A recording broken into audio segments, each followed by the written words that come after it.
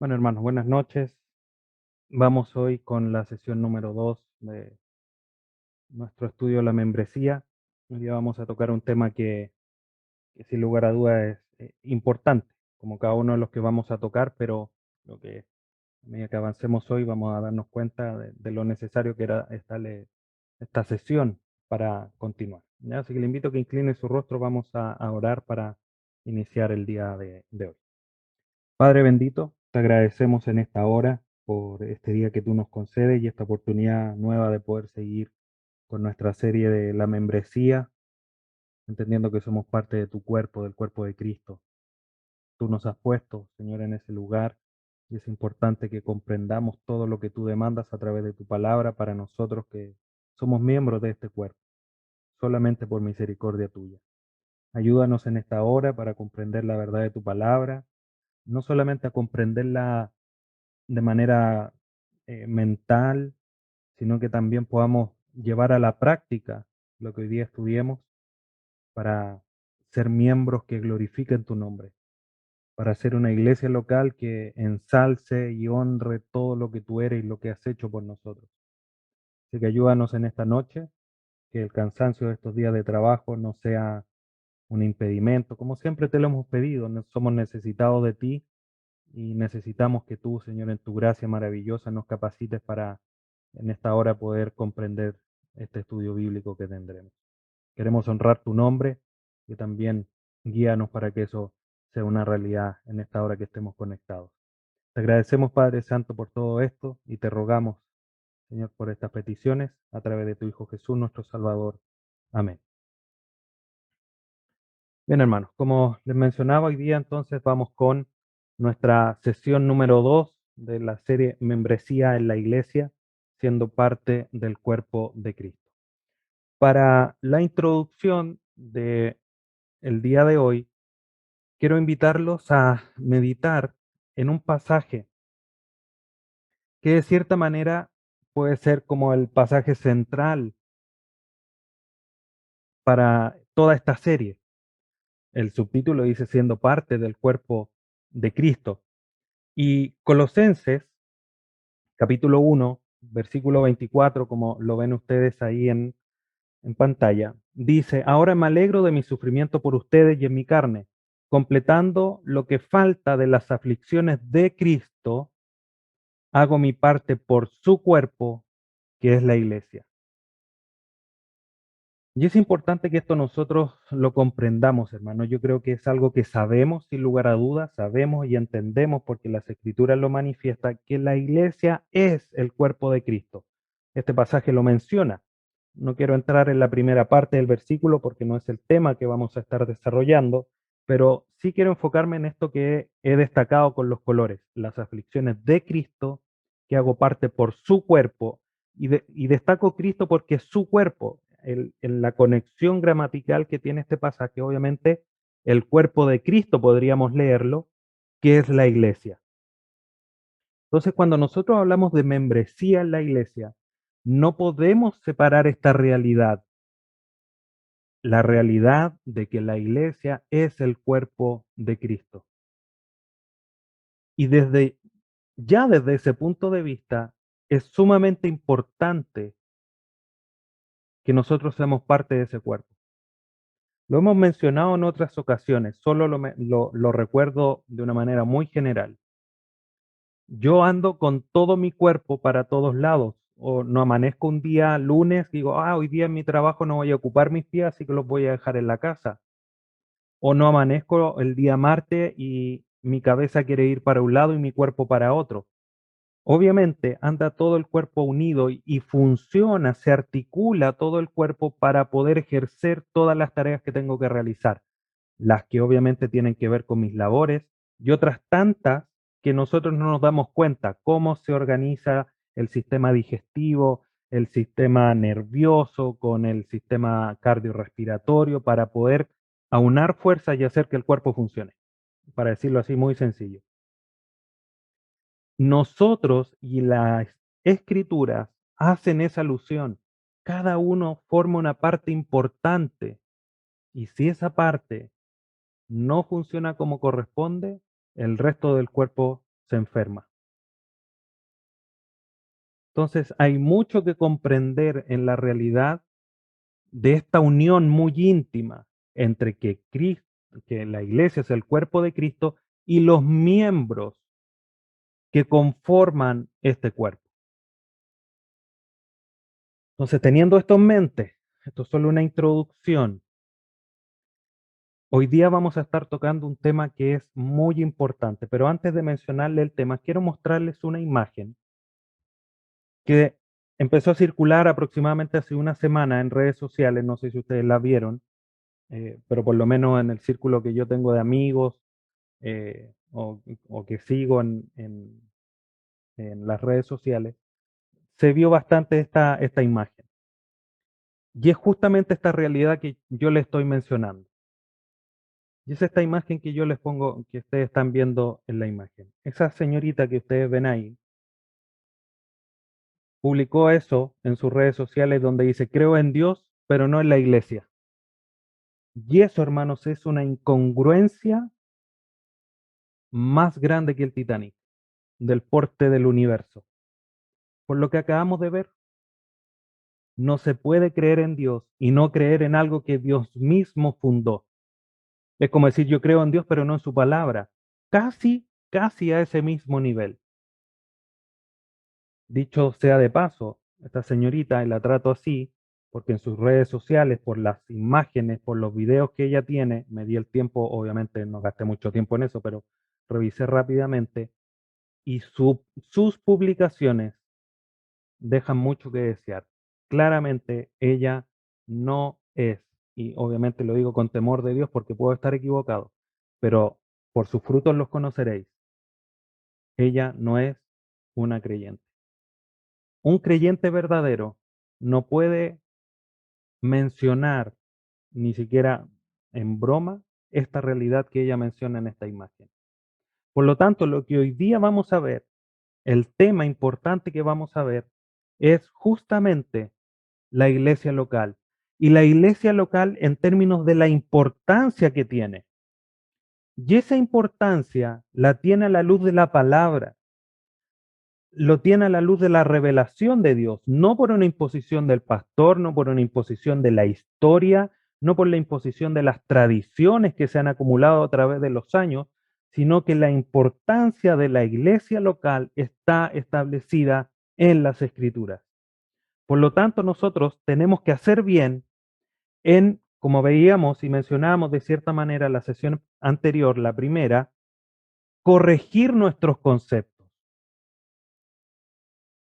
o afirmar nuestros conceptos. Si sabemos que la iglesia local es importante, es necesario que para nosotros sea aún más importante, como lo hemos ido desarrollando a través del estudio de la carta a los tesalonicenses. Los tesalonicenses hacían bien varias cosas, pero Pablo le dice, ¿pero es necesario? No lo dice así, pero es la idea que abunden más y más. Hermanos, ¿ustedes entienden que la iglesia local es importante? Me podrían responder, sí, lo sabemos.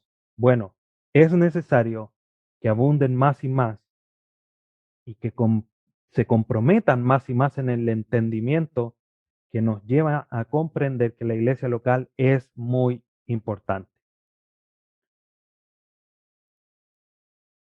Hay muchos dichos que nosotros hemos escuchado y yo quiero mencionarles a modo ya de ir un poco entrando en el tema del día de hoy, que de alguna manera ya lo he mencionado, pero muchos dicen, por ejemplo, Jesús sí, la iglesia no. Algo similar a lo que publicaba esta señorita ahí en la imagen que les compartí. Y este tipo de frases no son nuevas, hermanos, vienen de hace mucho tiempo. De hecho, el pastor Wayne Mack, del libro que les mencioné la vez anterior, cita esta frase haciendo alusión allá por el 1900, inicio del 1900, si no mal recuerdo. Y hoy día en algunas ocasiones se ha visto y se menciona este tipo de frases. Jesús sí, la iglesia no. ¿Cómo voy a querer la cabeza de la iglesia, pero no el cuerpo? Es incongruente. pero aún así muchos lo creen o muchos lo dicen. Otra frase es como, creo a Dios en mi manera, no necesito a los hombres. Algo similar a lo que veíamos recién, creo en Dios, pero no en la iglesia. No, yo creo en Dios, sí, pero no en los hombres no. Ahora, hay que ser justos. Lamentablemente, muchas iglesias, o corrijo, lamentablemente muchas pseudo iglesias, y digo pseudo porque si están actuando de la manera que actúan es porque no son iglesias, porque no siguen a Cristo realmente. Lo que hacen es difamar el Evangelio.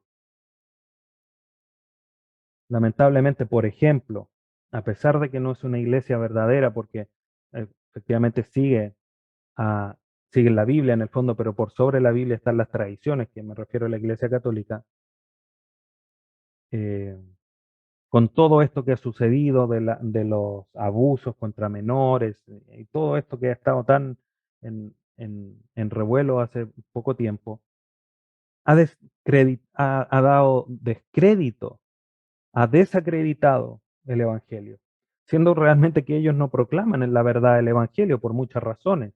No es el tema el día de hoy. Pero por eso mucha gente termina diciendo esto y se aleja de Dios. Otros mencionan, yo le rezo a Diosito, y lo dicen de esa manera, todas las noches, como si eso fuese ya, como se dice en buen chileno, la última chupada del mate, así como ya el esfuerzo máximo es, digamos, como la parte cúlmine de la vida el poder rezarle a Dios todas las noches. Reitero la misma idea que había mencionado antes, creo en Dios, pero no en la iglesia. Número 5, me traslado más cerca de Dios, pero más lejos de la iglesia, dicen algunos. No necesito la iglesia para estar cerca de Dios, que es un tema similar. Entonces, a través de estas frases, hermanos, que quizás podríamos acumular algunas más, pero existe una incongruencia entre lo que se dice y lo que realmente la iglesia es. Obviamente, quienes mencionan esto no son creyentes y si lo llegasen a hacer, no comprenden a cabalidad lo que la iglesia local es y la importancia que la iglesia local tiene. Y por eso era importante iniciar la sesión anterior comprendiendo realmente qué es la iglesia, porque iglesia no es cualquier cosa. Era importante tener un concepto más acabado, más eh, bíblico, por decirlo así, de lo que es la iglesia. Solamente con el versículo introductorio todo esto se derrumba, porque no podemos dejar a la iglesia a un lado, no creer en la iglesia, pero sí aceptar a Dios. Eso es incongruente, por no decir lo imposible. Entonces, hermanos, hay una realidad aquí,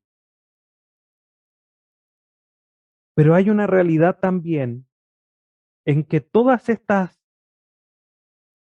frases vienen con un contexto, vienen con algo detrás. Y es que existe una simpatía por Cristo. Esto obviamente no es general, porque muchos dicen, recuerdo una frase de alguna de estas feministas que tanto manifestaciones hicieron, bueno, y siguen haciendo de cierta manera, así como un mensaje a la Virgen María, aborta a Cristo. Eso obviamente no muestra una simpatía por él, pero en términos quizás bien generales, ¿cuántos, a la luz de las mismas frases, si yo creo en Cristo, yo creo en Dios, pero solo como una imagen del buen profeta, porque fue un buen ejemplo, como incluso los mismos musulmanes creen en Jesús. Ellos creen en Jesús, pero no como el Mesías, sino como un profeta más, y uno quizás de los mejores podría ser, pero no como el Mesías, no como el Hijo de Dios. Entonces, en ese sentido hay un movimiento, hay como un ambiente en que existe cierta simpatía por Cristo, pero insisto, solamente como un buen ejemplo, pero nada más que eso. Y también, como ya lo mencionaba, existe un descrédito creciente de la iglesia, ya sea por buenos o por malos ejemplos. Los malos, como lo acabo de mencionar, por los abusos de pseudo iglesias, que la gente no tiene por qué saber si es una iglesia verdadera o no, pero a través también de buenos ejemplos, de hermanos que fervientemente luchan por las verdades de las escrituras, quizás de una manera más pública. Y que eso obviamente también trae un descrédito en contra de la iglesia, porque no porque eso sea malo, sino porque la gente cree que son anticuados y ahí viene todo este discurso en contra de la iglesia porque somos anticuados, fanáticos, etcétera. Entonces, tenemos esta realidad, pero además de esto, vemos que hay un crecimiento de iglesias que no predican el evangelio, que obviamente no son iglesias, son pseudo iglesias con todo el movimiento de la prosperidad principalmente. No son iglesias, no predican el evangelio, toman la Biblia, la tergiversan. Entonces, toda esta realidad, hermanos, más las otras frases que veíamos que también son reales, genera un ambiente de descrédito, de menosprecio, de descrédito para la iglesia.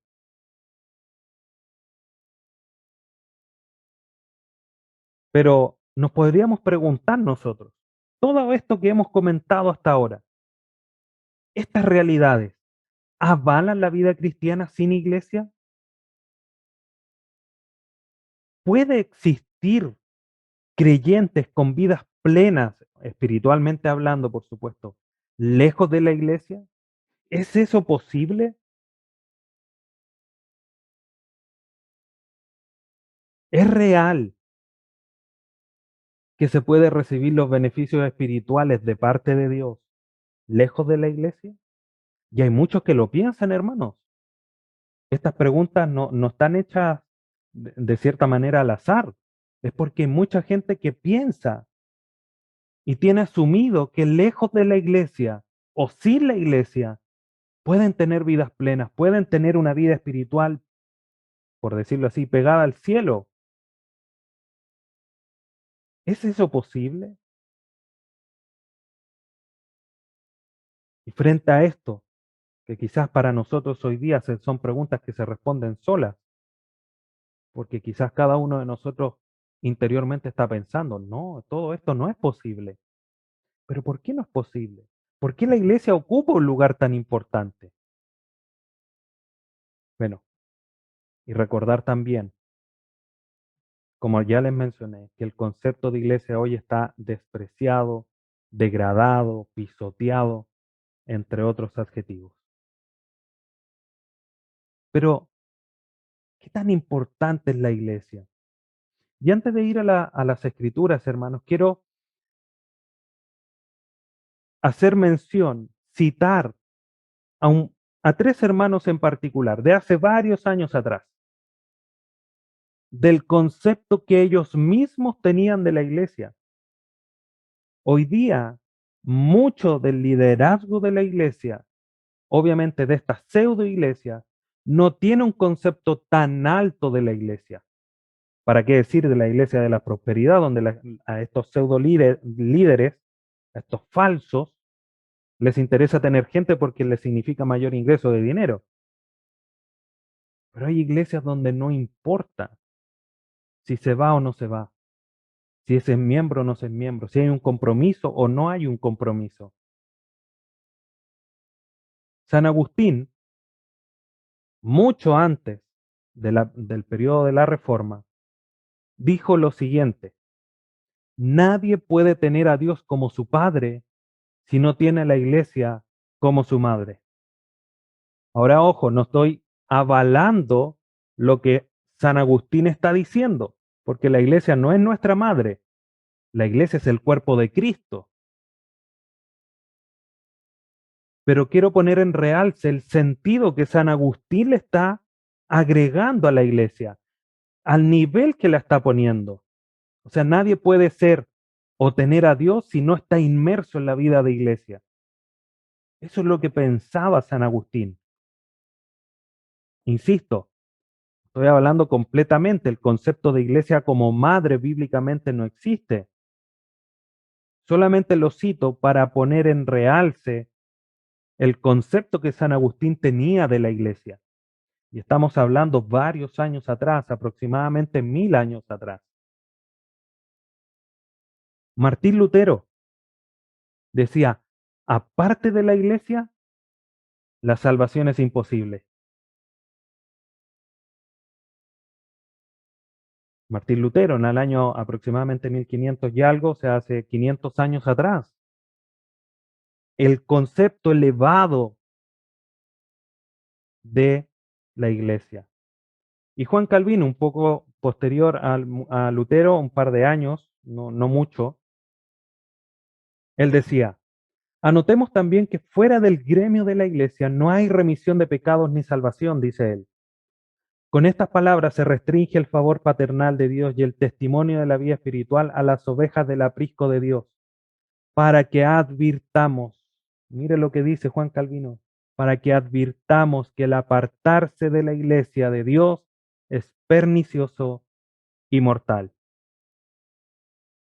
Pernicioso tiene que ver con algo maligno, pernicioso y mortal. A ese nivel lo tenía Juan Calvino. El liderazgo de la iglesia de hoy tiene que tener este concepto, pero no solamente el liderazgo de la iglesia, hermanos. Cada uno de nosotros tiene que tener el más alto concepto de la iglesia como miembros de la iglesia que nosotros somos, independiente del ministerio que estemos nosotros realizando, ya sea el pastor, ya sea en un área de servicio en la iglesia, en lo musical, tesorería, en el área de quizás de aseo, en el área que estés sirviendo, hermano. Tienes que tener el más alto concepto de la iglesia confirmado por lo que las escrituras dicen. Tanto San Agustín, con un entendimiento quizás un poco más acotado, aunque fue un gran teólogo, pero obviamente tiene sus cosas, como todos, como Martín Lutero y Juan Calvino lo tenían. Y cuántos otros que yo aquí solamente cité, estos tres hermanos, pero cuántos más nos ayudan a comprender, apegados a las escrituras, que la iglesia es importante. Pero solo citaba a estos tres hermanos viendo la importancia que ellos vieron en las escrituras que tenía la iglesia.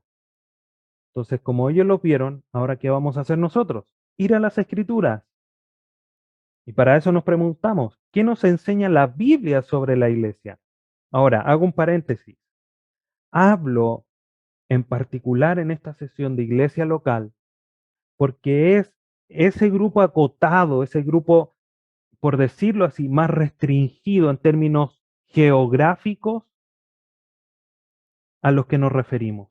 No estoy hablando de la iglesia universal. Entendemos que existe una iglesia universal formada por todos los creyentes de todas las edades, de todo lugar, y que forma la iglesia finalmente. Pero la Biblia también nos enseña la realidad de la iglesia local, de estos grupos más pequeños, obviamente por temas de cercanía, principalmente, pueden haber otras razones también, de juntarse con una iglesia o con otra, pero existe la realidad de las iglesias locales. Entonces, por eso hago alusión a lo de la iglesia local, ¿ya? Nosotros espiritualmente formamos parte de la iglesia universal, invisible, el cuerpo de Cristo. Pero eso tiene que verse reflejado en la membresía de la iglesia local, la iglesia física, lo que se ve y se palpa con nuestros sentidos. No está divorciado esa realidad de la universal e invisible con la física y visible, que es la iglesia local. Entonces, cerrando ese paréntesis, ¿qué nos enseña la Biblia sobre la iglesia? Si nos permitiésemos y hiciéramos solo una revisión muy rápida, Ya vamos a ir a una revisión un poco más profunda, pero solo una revisión rápida, superficial de las Escrituras. Veríamos lo siguiente. Primero, que Jesucristo iba a edificar la iglesia. Mateo 16, 18, cuando le dice a Pedro, yo edificaré a mi iglesia. La iglesia es una construcción que está hecha directamente por el Señor Jesús, por Dios mismo. Eso ya le da una importancia indiscutiblemente más alta que cualquier otra institución, porque ni la junta de vecinos, ni la junta directiva del club social, ni el directorio de alguna empresa, etcétera, etcétera, ha sido formada por Dios. Dios ha actuado de una manera personal e íntima en la edificación de su iglesia y obviamente también en su fundación. Pero no solamente Jesús le da esa formación, esa edificación, sino que también Jesucristo le da autoridad. Mateo 18 dice lo siguiente. Tiene usted su Biblia, aproveche de buscar. Mateo 18, 17 al 20 dice lo siguiente.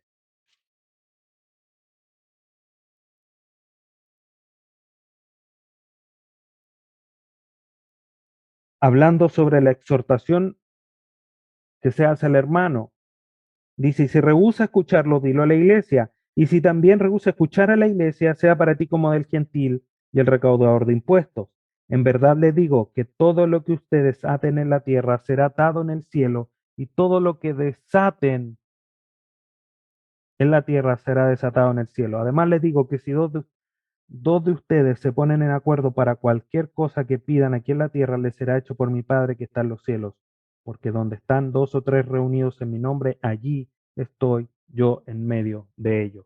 Esto está en el contexto no de una reunión general, obviamente está hablando de algo en particular, de la resolución de problemas. Pero debemos recordar, por ejemplo, otro pasaje donde Jesucristo, creo, si no mal recuerdo, lo cito más adelante, donde él dice que las puertas del Hades no prevalecerán sobre ella. Es porque la iglesia tiene autoridad, no innatamente, sino porque Dios se la da, porque Jesucristo es quien la edifica. Dios traspasa autoridad a su cuerpo. Dos razones. Jesucristo edifica la iglesia. Ya es importante. Segundo, la iglesia tiene autoridad. Segundo punto donde vemos que la iglesia es importante. ¿Qué vemos además superficialmente si hiciéramos una revisión quizás hasta mental? Que las naciones deberían creer y formar iglesias locales ahí en la Gran Comisión, Mateo 28, 18 al 20, dice, acercándose Jesús le dijo, toda autoridad me es dada en el cielo y en la tierra. Vayan pues y hagan discípulos de todas las naciones, bautizándolos en el nombre del Padre, del Hijo y del Espíritu Santo, enseñándoles a guardar todo lo que les he mandado. Y recuerden, yo estoy con ustedes todos los días hasta el fin del mundo. Implícitamente está la realidad de la formación de iglesias locales, porque cuando dice de todas las naciones, obviamente, como estamos hablando de grandes distancias, en cada nación, para ponerlo así bien en general, debía formarse una iglesia. ¿Para qué? Para que las personas que creyesen fuesen bautizadas y fuesen educadas, enseñadas en las verdades de las Escrituras. Está implícita la realidad de la iglesia local en este pasaje. Además de eso, vemos que la mayoría de las cartas fueron escritas para iglesias locales, a los romanos, a eh, las iglesias en Galacia, a Éfeso, a Tesalónica, a Colosenses.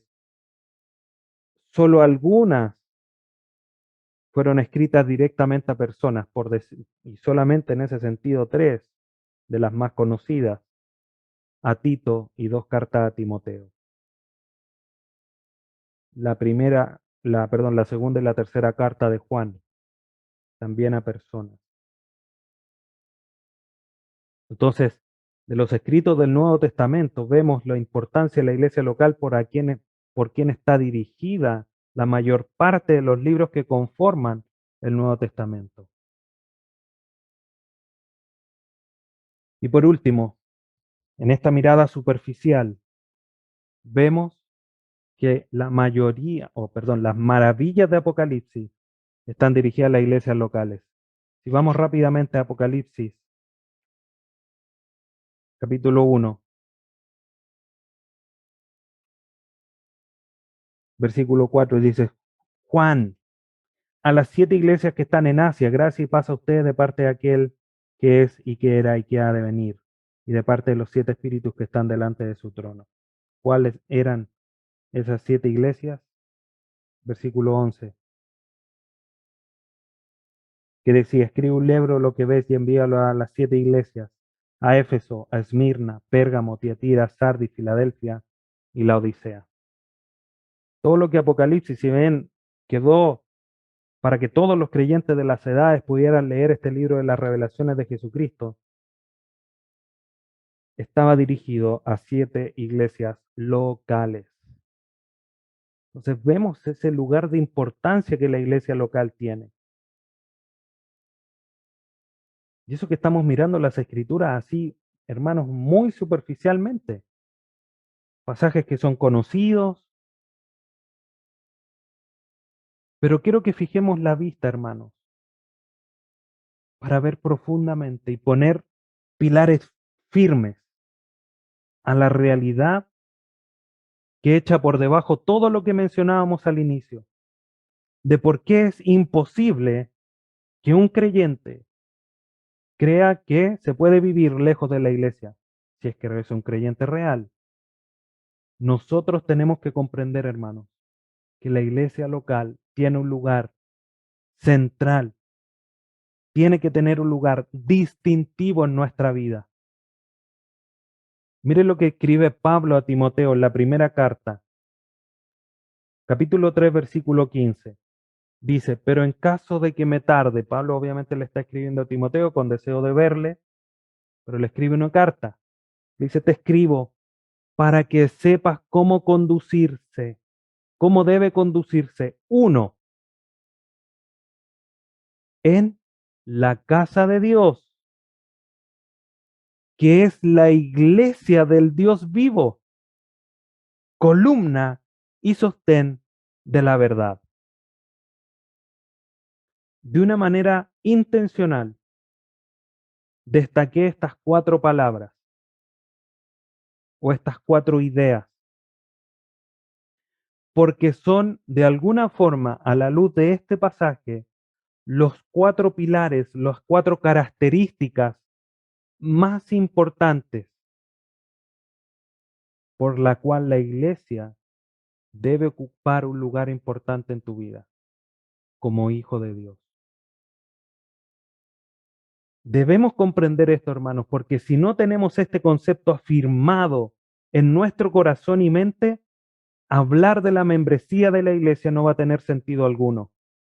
Pero cuando vemos la importancia que el mismo Dios que escribió, inspirando a estos autores, como fue Pablo en la carta a Timoteo, a dejar este realce de la importancia de la iglesia local, es que vamos a decir, es importante que yo sea miembro y qué es lo que debo de cumplir como miembro de la iglesia. Entonces, en este pasaje vemos 4 términos que describen a la iglesia. ¿Cuáles son? Los reitero: casa de Dios, la iglesia del Dios vivo o la iglesia del Dios viviente, columna de la verdad y sostén o baluarte de la verdad. La versión Reina Valera del 60 dice columna y baluarte. La que acabamos de leer, la Nueva Biblia de las Américas, lo traduce como columna y sostén. ¿Qué es lo que significa cada uno de estos 4 términos? Es lo que vamos a ver enseguida. Y te pido, hermano, por favor, que consideres cada uno de estos casi como los pilares donde se va a sustentar en tu corazón y en tu mente la realidad de la importancia de la iglesia. Solamente a través de este pasaje. Hay muchos otros, como los mencioné en esta visión superficial que hicimos. Cristo es el que edificaría la iglesia. Eso ya es algo que le da relevancia a la iglesia. La iglesia tiene autoridad. Otro tema que también le da relevancia e importancia a la iglesia. Pero en esta noche, acuérdate, hermano, grábate en tu mente. Primera de Timoteo 3:15. 4 términos, 4 conceptos para describir la importancia de la iglesia. Y así es como cada uno de los creyentes debería considerarla. ¿Por qué? Porque así es como Dios considera a la iglesia a través de estos 4 términos o estos 4 conceptos. Primero, casa de Dios. Así parte diciendo el versículo, para que sepas cómo se debe conducir uno en la casa de Dios. Ahora, primero, el uso al decir casa de Dios, obviamente es un término metafórico, ilustrativo, porque no se utiliza primero pensando en el edificio. Generalmente nosotros cuando hablamos de casa, lo primero que se nos viene a la mente es el típico dibujo cuando uno hace cuando pequeño, unos palitos con un techo así como en triángulo, con una chimenea. Ahí está la casa. Eso es lo primero que se nos viene a la mente. Pero cuando hablamos espiritualmente como casa de Dios, no debemos de inmediatamente llevar esa idea de casa de Dios a algo físico, porque se usa en términos ilustrativos. Rápidamente, Hechos capítulo 7,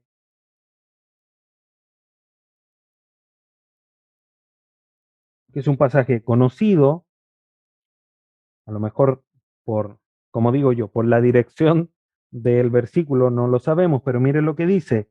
Hechos 7, 47, dice lo siguiente.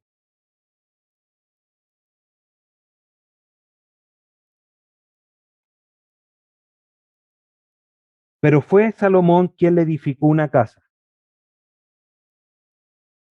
48, lo leo al tiro porque está en la mención más abajo. Sin embargo, el Altísimo no habita en casas hechas por manos de hombres. Y es como que hubiese una contradicción, porque dice, Salomón fue quien le construyó una casa. Pero miren el concepto que tenía Salomón cuando le construyó la casa a Jehová. Si vamos al primer libro de Reyes, capítulo 8. En este capítulo, Salomón traslada el arca y posterior a eso hace una dedicación, una oración dedicatoria de lo que él había construido. Dice, primer libro de Reyes, capítulo 8, versículo 13, ciertamente,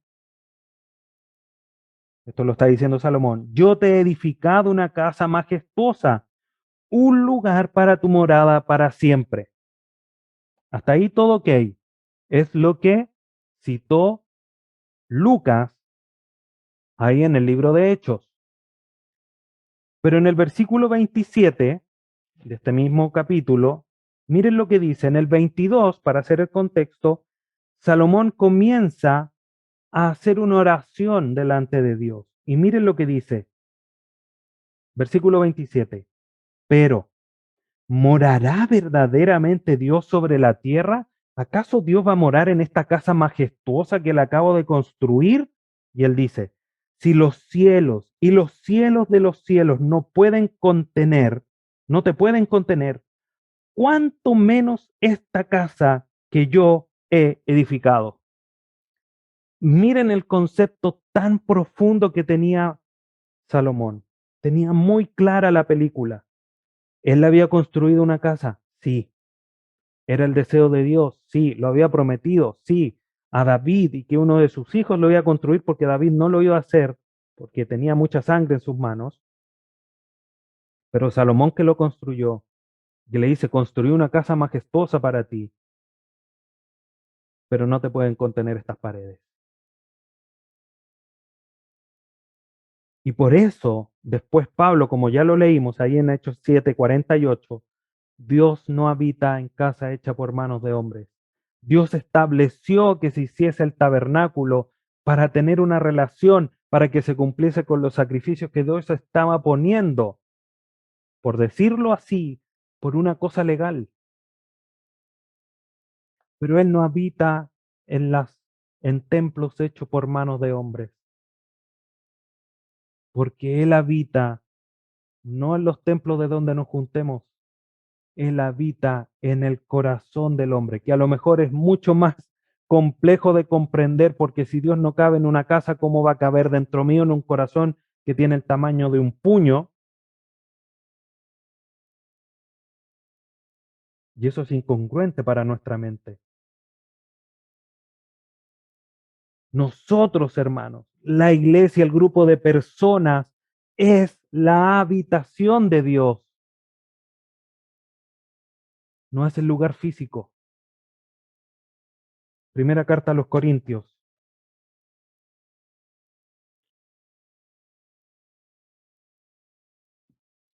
capítulo 3, versículo 16.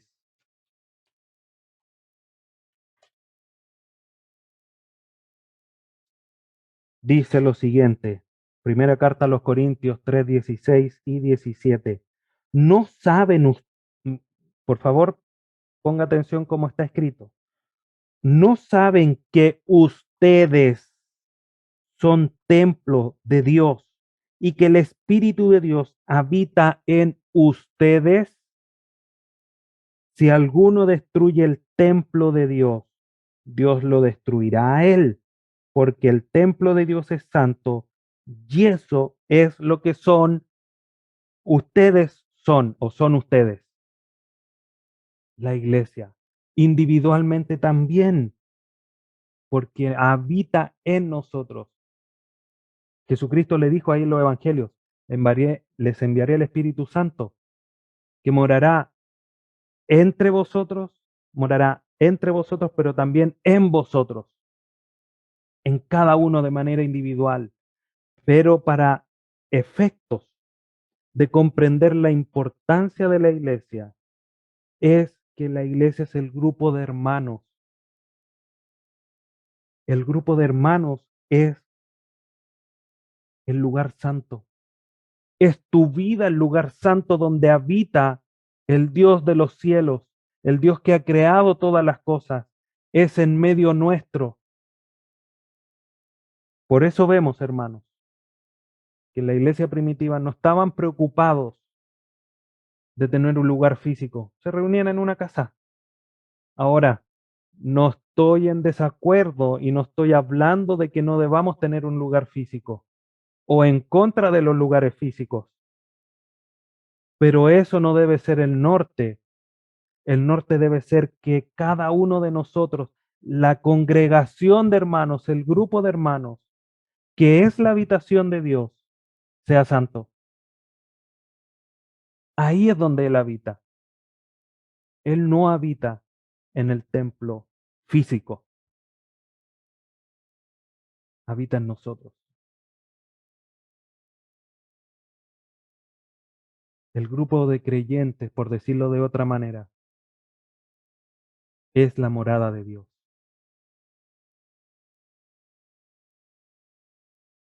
Primera de Corintios 6, 16 dice lo siguiente. ¿O no saben que el que se une a una ramera en un cuerpo con ella es un cuerpo con ella? Porque él dice, los dos vendrán a ser una sola carne. Pero el que se une al Señor es un espíritu con él. Entonces, hermanos, tenemos que comprender esta realidad. Muchos le dan tanto énfasis, como lo vimos la vez anterior, a lo físico, al templo, embellecerlo, a emplearlo, a hacerle mejoras. pero hay poca preocupación por donde realmente vive Dios, que es en los hermanos. El lugar donde nos reunimos de alguna manera se torna ese lugar especial porque se reúnen los hijos de Dios, pero no es porque el lugar propiamente tal sea santo. Dios no habita en lugares santos. Muchas veces se respeta más el lugar físico que a los mismos hermanos. Eso no debe ser así. Entonces, si esto es verdad, como lo hemos visto a través de estos pasajes, hermanos, y es la verdad porque está en la palabra de Dios, ¿cómo es que alguien puede decir yo puedo vivir cerca de Dios pero lejos de la iglesia? Es imposible.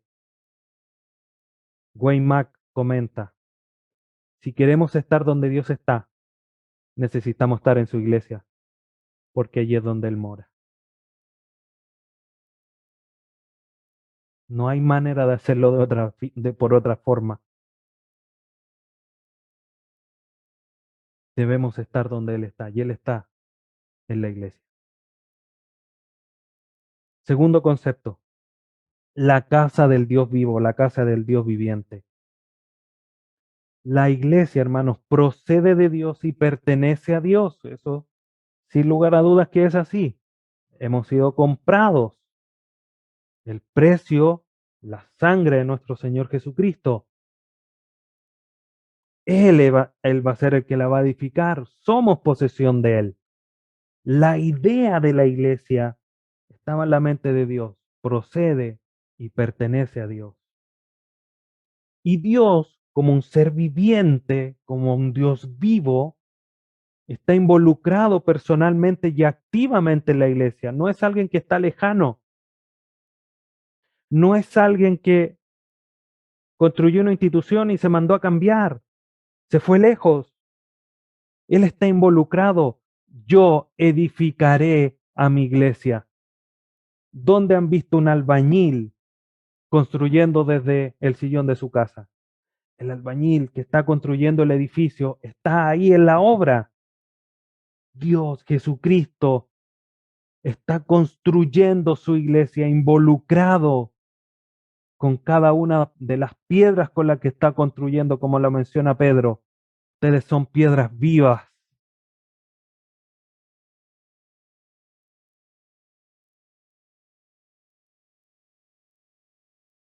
Y este Dios vivo, formado por tres personas, el trino Dios, está completamente involucrado, las tres personas en la vida de iglesia. Lo vimos en Efesios capítulo 1. Dios nos escoge, Jesucristo hace la obra redentora, el Espíritu Santo está sellándonos y formándonos, santificándonos. Vemos al trino Dios en ese plan de salvación para formar a la iglesia. Pero mire también lo que dice la primera carta de Pedro, capítulo 1, versículo 1 y 2. También vemos mostrada esta realidad en este pasaje. Primera de Pedro 1, 2. Pedro, apóstol de Jesucristo, a los expatriados de la dispersión en el Ponto, Galacia, Capadocia, Asia y Bitinia, elegidos según el previo conocimiento de Dios Padre, para obedecer a Jesucristo y ser rociados con su sangre, que la gracia y la paz les sean multiplicadas a ustedes. Vemos también esta realidad de que están involucradas las personas de la Trinidad en la formación de la iglesia. Estas iglesias que Pedro menciona aquí son elegidos por Dios, santificados por el Espíritu y hechos para obedecer a quien es el dueño de la iglesia o la cabeza de la iglesia, que es Jesucristo. Por lo tanto, hermanos, apartarse de la iglesia, vivir una vida espiritual lejos de la iglesia, es llevar una vida apartada del Dios vivo. No se puede vivir cerca de Dios y lejos de la iglesia. ¿Ven la importancia que Dios le está dando a través de este pasaje a la iglesia local?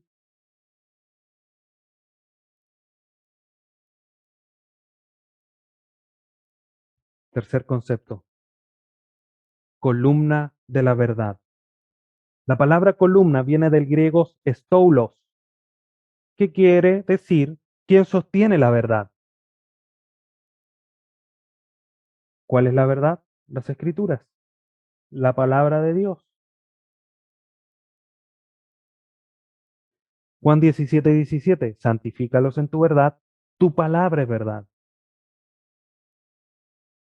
Por lo tanto, la iglesia, hermanos,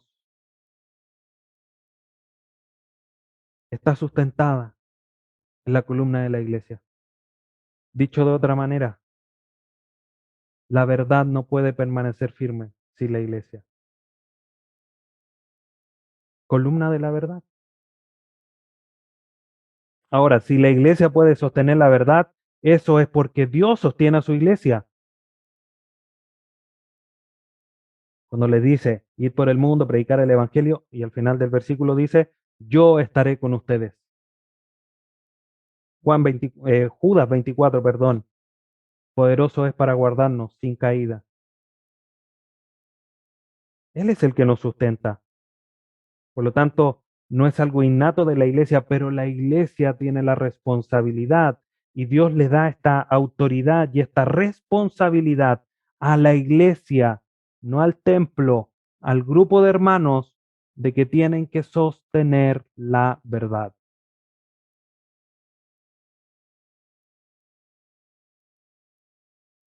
¿Se imaginan una columna que esté sosteniendo un techo y uno de los ladrillos dice, no, ¿saben qué? Me voy para mi casa, yo los ayudo a sostener el techo desde mi casa? No, no es congruente eso, ¿verdad? Entonces, hermanos, el reconocimiento de esta verdad, de que la iglesia sostiene la verdad, agrega seriedad al comportamiento dentro de la iglesia y le da un elevado grado de importancia a la iglesia propiamente tal. Por eso Pablo le dice a Timoteo, para que sepas cómo debemos conducirnos cada uno en la casa de Dios.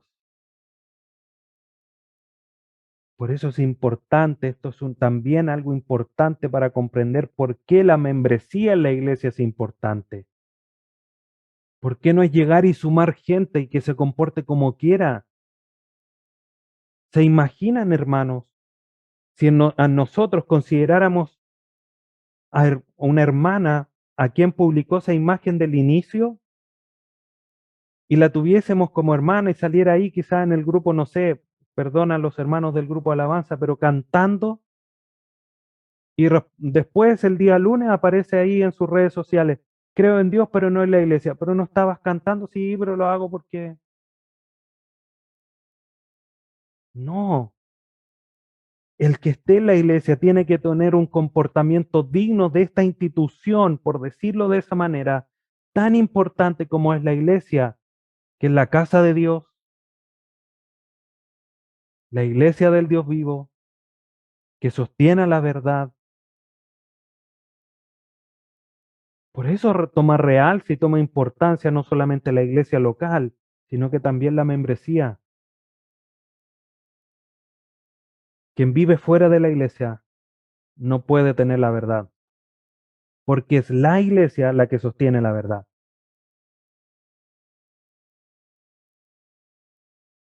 Número 4. Sostén de la verdad o baluarte de la verdad, que es como el término que está como que tenemos quizás más en mente por lo que dice la Reina Valera de 1960. Del griego edraioma, que significa fundamento, algo que da estabilidad o permanencia. De alguna manera, sostén podríamos entenderlo como la base de la columna. Generalmente las columnas en la parte inferior son más anchas. Eso le da estabilidad.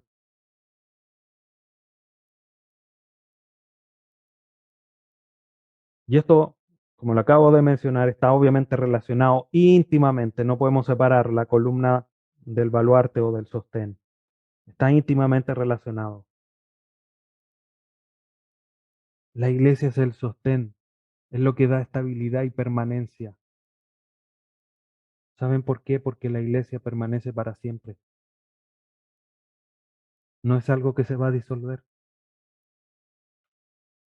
Efesios 3:21 dice lo siguiente: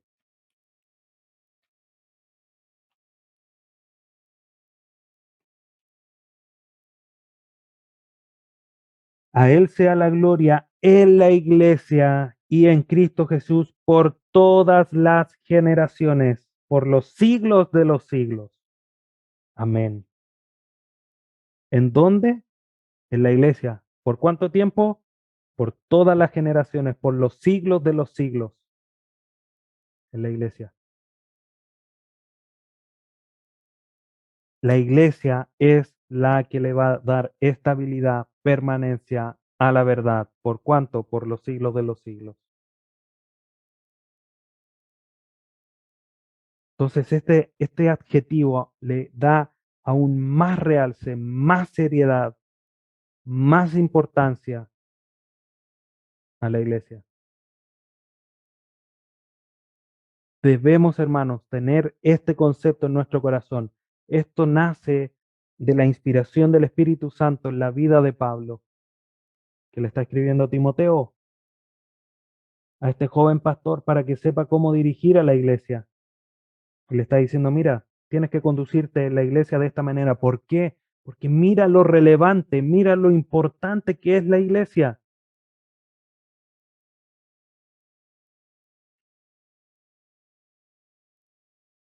No habito, hermanos, no es algo frecuente en mí citar de manera muy extensa, pero me tomé la licencia en esta ocasión. Un párrafo un poco más extenso de lo habitual, pero creo que resume de alguna forma todo lo que acabo de mencionar, ya para ir casi culminando. Dice Wayne Mack, la verdad de que la iglesia siempre será edificada y bendecida por Dios mismo provee una tremenda fuente de esperanza y confianza para nosotros como cristianos. También presenta un argumento convincente para la idea de que deberíamos dirigir, note esto por favor, deberíamos dirigir nuestras energías y esfuerzos principalmente hacia la edificación y el crecimiento de la iglesia local y no a organizaciones e instituciones fuera de ella. Dios ha prometido preservar y bendecir la iglesia, pero los esfuerzos de los cristianos en esas otras áreas no producirán necesariamente un fruto duradero.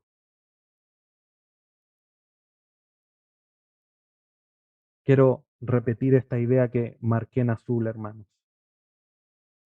Deberíamos dirigir nuestras energías y esfuerzos principalmente hacia la edificación y el crecimiento de la iglesia local. ¿Por qué? Porque en la casa de Dios, columna de la verdad, la iglesia del Dios vivo, sostén de la verdad, es la institución eterna que está aquí en la tierra, que va a llegar a la eternidad. ¿Dónde quieres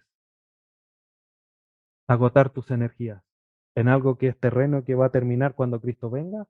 ¿O en algo que va a llegar a la eternidad? Entonces, hermanos, ¿qué concluimos de lo del día de hoy?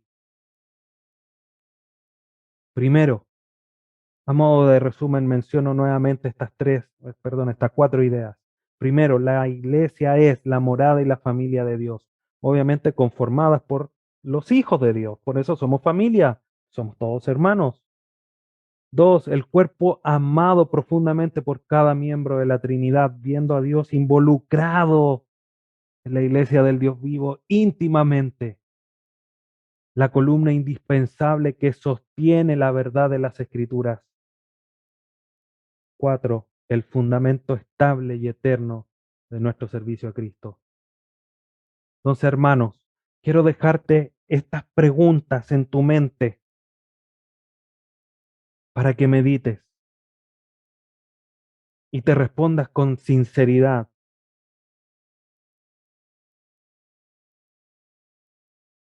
¿Qué tan importante es para ti la iglesia? ¿Tiene el lugar que corresponde en tu vida a la luz de lo que hemos visto ahora?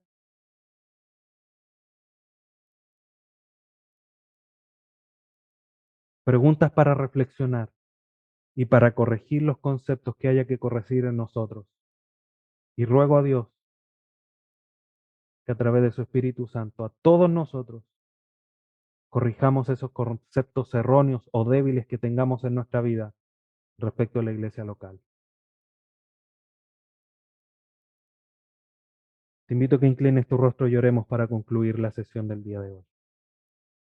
Padre Santo, te agradecemos en esta hora por el estudio del día de hoy. Te agradecemos, Dios amado, porque tu palabra es tan clara y nos deja establecido esta relevancia e importancia que la iglesia local tiene. Te rogamos, Padre Santo, que tú nos hagas comprender, no solamente intelectualmente, sino que de corazón, que quede marcado a fuego en nuestra mente, en nuestro corazón, en nuestro interior, la importancia de la iglesia local y cómo debe ser el centro de nuestra vida cristiana para poder hacer llevar honra y gloria a tu nombre. Te damos gracias por la enseñanza del día de hoy. Te pido que guardes a cada uno de mis hermanos y les ayudes también a ellos a corregir, a mejorar, a fortalecer los conceptos que cada uno tiene de la iglesia. Todo, Señor, para tu gloria, para tu honra, para ser una iglesia local que cumple con el propósito que tú nos has dado a través de tu palabra. Te agradecemos en esta hora y te lo dejamos y pedimos y rogamos todo para tu gloria, en el nombre de tu Hijo Jesús. Amén.